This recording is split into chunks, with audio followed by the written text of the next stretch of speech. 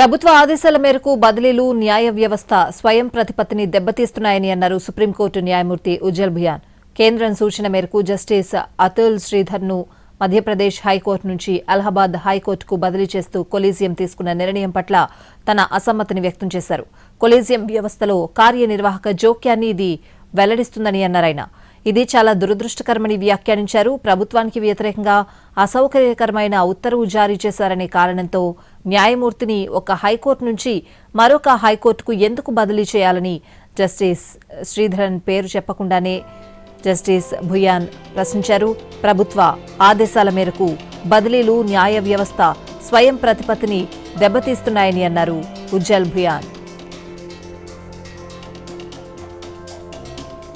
ఆగస్టులో justice శ్రీధర్ను MP నుంచి ఛత్తీస్గఢ్ హైకోర్టుకు బదిలీ చేయాలని ఎస్సీ కొలీజియం సిఫార్సు చేసింది. కానీ కేంద్రం అభ్యర్థన మేరకు కొలీజియం తన నిర్ణయాన్ని మార్చుకుని అక్టోబర్లో అలహాబాద్ హైకోర్టుకు బదిలీ చేసింది.